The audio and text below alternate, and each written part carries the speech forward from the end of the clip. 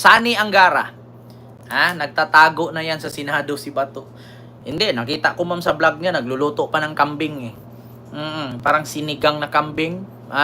Ito Sani Angara. Malaking problema na naman ito ni Sara, mga kababayan. May kakaharapin kang impeachment, tapos hulihin ka pa ng ICC kasi sabi ni Amy, isa daw si Sara, sunod kay Bato. Ito na, mga kababayan. Ano nga ba ito? Malaking problema na naman to kay Sara. Ang gagawing hakbang ni Sani Angara. Ano nga ba ito? Ito na. Pilipinas Today. Patungkol ito sa DepEd. Sabi dito, DepEd, nagsampa ng kaso versus high school voucher program violators.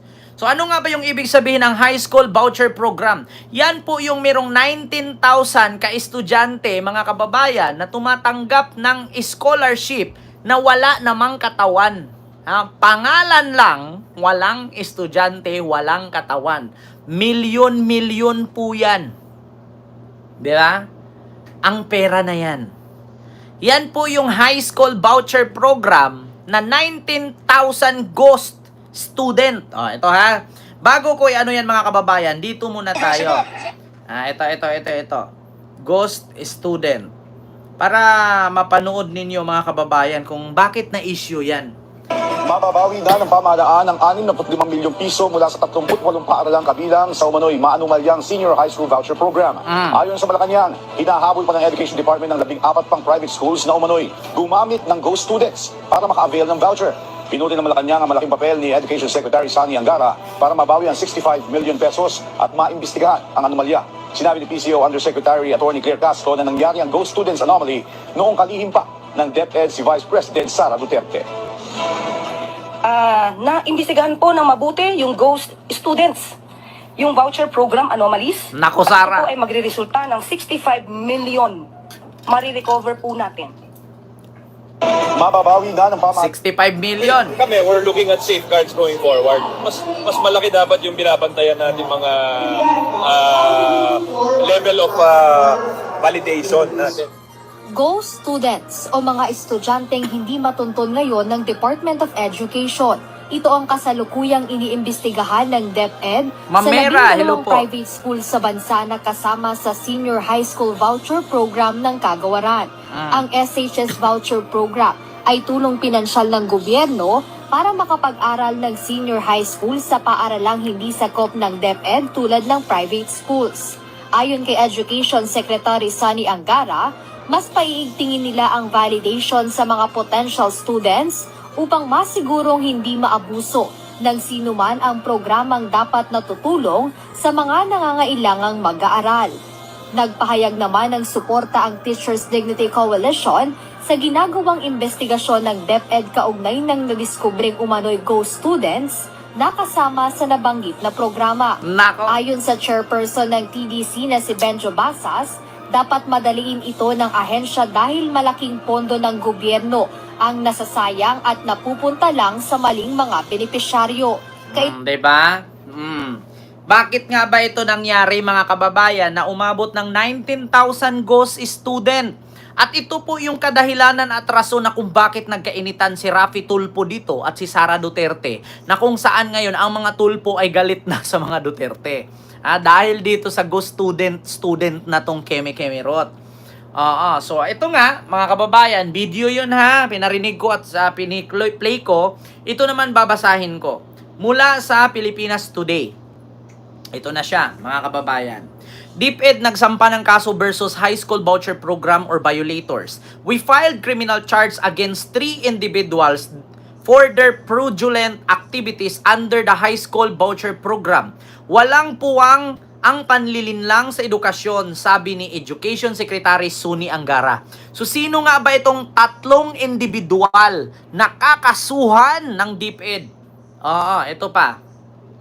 Nagsampa ng kaso ang Department of Education or DepEd laban sa mga lumalabag sa patakaran ng senior high or high school voucher program. Sa isang pahayag nitong Miyerkules, Hulyo 16, sinabi ni Education Secretary Sani Angara na nakatutok ang kagawaran upang mapanagot ang mga sangkot sa anomalya. We will continue to pursue accountability no matter who is involved. Nako, wala daw silang pakialam kung sino ang involved. Nako, Sulaika.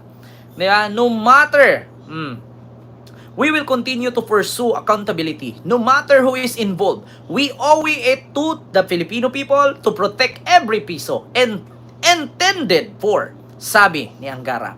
Matatanda ang natuklasan ng kagawaran noong Pebrero ang presensya ng mga ghost beneficiaries or peking benepisyo ng high school voucher program sa mga pribadong paaralan kung saan nagsumiti umano ang mga ito ng peking listahan ng enrollees. Nako, sabi ko nga sa inyo hindi lang confidential fund ang may mga iba't ibang pangalan, pati na rin ang mga estudyante sa paaralan na may mga peke din na pangalan. Kung naalala ninyo, mga kababayan, mismo ang Armed Forces of the Philippines na biktima rin. Nabiktima din sila. Nagkaroon ng donation 10 million, tapos wala naman sila natanggap. Tapos hinihingi pa kung anong programa sa Armed Forces yon. Tapos minamanipulate at dinoktor nila yung resibo. Nako, mga kababayan.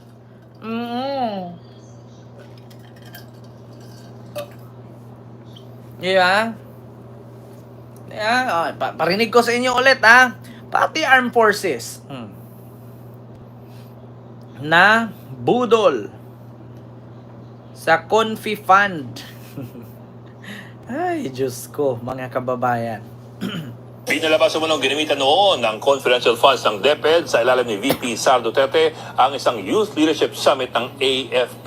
Yan ay matapos linawin ng Philippine Army na wala sila nakuhang pondo mula sa DepEd. Nasa phone ng balitang yan, Man Enriquez. Kinuwestiyon sa pagdinig ng House Committee on Good Government and Public Accountability ang ilang dokumentong ipinasa ng Department of Education sa ilalim ni Vice President Sara Duterte.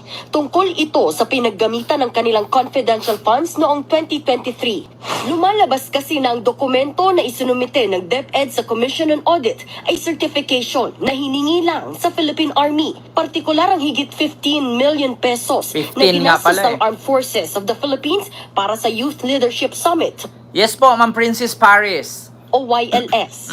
Kumbaga tila nang hingi lang umano ng resibo sa ibang ahensya ang DepEd para ma-justify ang gastos sa kanilang confidential funds. Yan ang pinalutang ni Batangas 2nd District Representative Jinky Luistro matapos linawin ng Philippine Army na sariling pondo ng AFP ang ginamit sa naturang aktibidad.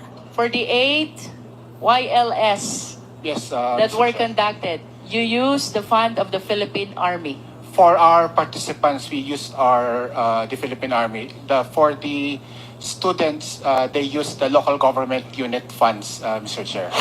Diba? Sariling pera ng Philippine Army yun sa 40 ka estudyante. Pero, inilabas ng DepEd na nagbigay daw sila ng 15 million doon sa Youth Leadership Summit. Naku po, mga kababayan. Diba? Yan. Ayun na. Oo nga. Totoo nga.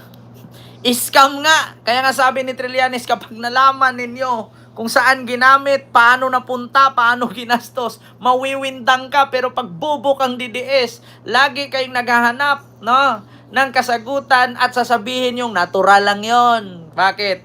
Pondo yan Alam nga naman ibulsa yan. Gastusin na yan. Kasi bobo nga ang mga DDS. Luistro, malinaw na walang ginamit na pera ang Philippine Army mula sa DepEd. Ang problema pa, hindi raw alam ng mga opisyal ng Philippine Army na gagamitin ng DepEd ang kanilang certification sa ibang bagay. Hindi alam ng Armed Forces na gagamitin ng DepEd ang kanilang certificate para pagkakitaan na 15 million maibulsa. Tapos mananawagan si Digong, kayong mga kasundaluhan at kapulisan, maniwala ba kayo sa presidente na bangag? Manatili ba kayong sumuporta na meron tayong presidenteng adik? Okay lang, sabihin mong bangag at adik, wala ka naman pruweba. Pero yung katiwalian, pagnanakaw, korupsyon, at kasinungalingan, hindi mo maitanggi yan. Bakit, Digong? Nandyan ka ngayon at wala ka dito, ibig sabihin totoo na ikaw ang bangag. Diba? Diba? Sasabihin, magrevolusyon tayo. Ano tayo, people power tayo, mga kasundaluhan, kapulisan, pinataas ko. Sabi ba ni Bongo nung hinuli si Digong? Doon sa may di ba, naalala nyo nung hindi papasukin si Bongo, si Hanilit at saka si Ipe? Sabi ni Bongo, baka nakalimutan ninyo mga kapulisan, nakatulong din si Tatay Digong sa inyo. Pinataas ang mga sahod ninyo. Akda ni Trillanes yon. Pagpapataas ng sahod ng sundalo, uniform personnel, mga government official, at mga teachers. Hindi akda ni Digong yon. Pumirma lang si Digong. Nalala nyo, sabi ni Bato, sinisipan niya yung mga kasundaluhan at kapulisan. Wala kayong awa, matanda na yon, kinulong ninyo, baka nakalimutan ninyo.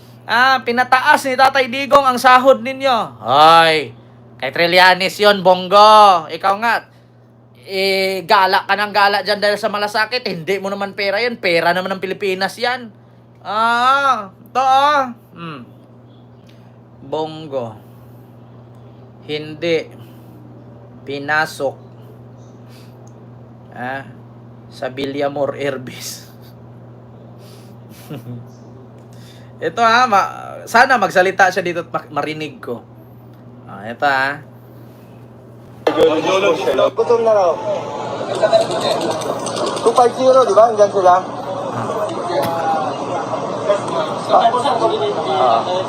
Kanina pa, gutom na gutom. Tawag ng tawag.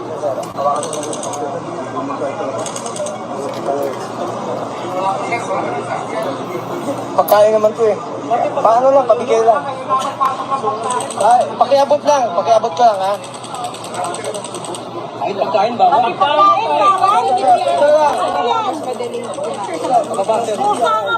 Paabot lang. Sino nagrepresent, sir? Wala pang kain si Tatay. Kasi kung ito nasa doctor, Tawag niya, nanay, hello, kaibigan. Siya po, ay gutom na raw. in hindsight, tama mo ba na umuwi pa siya ngayon? Gutom na raw. Sino, sir? Sino? Bakit ho hindi niyo po? Gutom na raw. Ay, zero, di ba? Hanggang sila. Kami ngayon eh. Gutom na raw.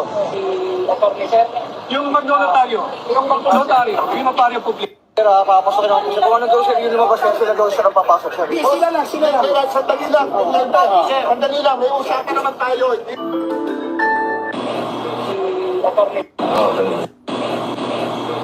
Ito ang latest. Nagka-tension. Hindi lumalabas. Ito ata yun. Gutom na raw. Basta may sinabi siya dito na papasukin nyo kasi sinahura naman kayo. Hindi nyo ba naalala si Tatay Digong nagpataas ng sahod ninyo? Sabi niya sa mga pulis doon sa Villamor Airbase.